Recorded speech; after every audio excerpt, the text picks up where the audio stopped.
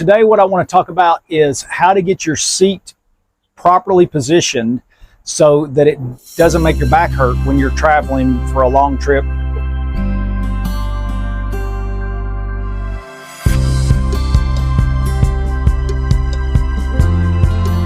One of the biggest complaints I get coming through the clinic is when I'm driving, I hurt. And a lot of times people will have just back pain, or they'll have buttock pain, or it'll be down their leg, potentially in their knee. Shoulders and neck are painful a lot of times when people are driving for long periods of time. And so let's talk about seat adjustment for the best position for your back and for your spine.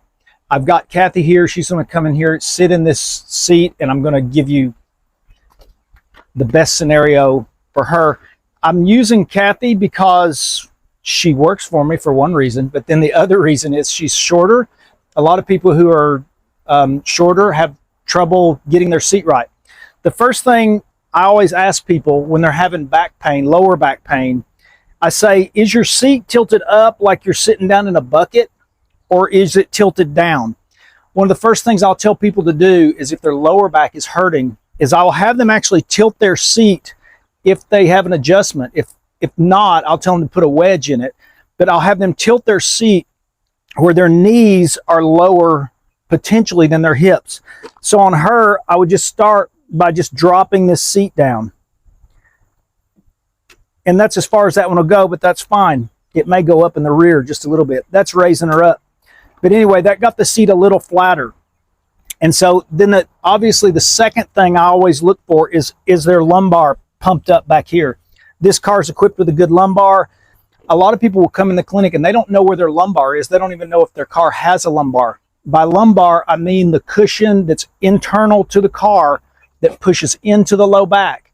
Sometimes that's mechanical, it's a little crank, and sometimes it has an air bladder in here that will push the lumbar out. This one has an air bladder, and I'm going to push that lumbar out so that she feels that in her lower back. Does that feel comfortable? Yes. Okay. The next thing, obviously with Kathy, we're going to have to bring the seat forward so she can touch the pedals.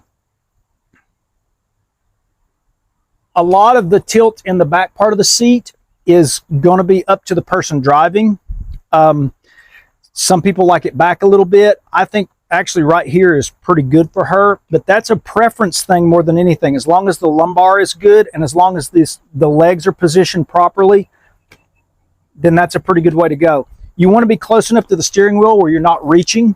I know the proper position is at 10 and 2, but a lot of times I tell people to drop their hands down this way to let their shoulders relax a little bit. And you can use the armrests as well.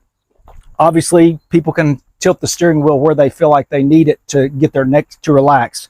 But the main thing is that you're not reaching for the pedals, that you've got your lumbar support out, and that your seat is not tilted where it is putting your back in a bucket type position, because that generally is an irritation to the back.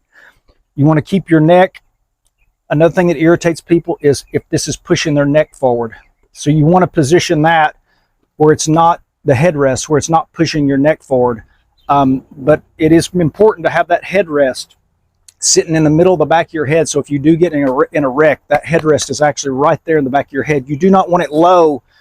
If you're tall, you don't want it low where your neck ramps over that headrest. So I would actually drop this headrest for her a little bit and put it right there so it hits her head in the back of the head like it should. That's about where Kathy would need to be. Are you comfortable in that position right there? Okay.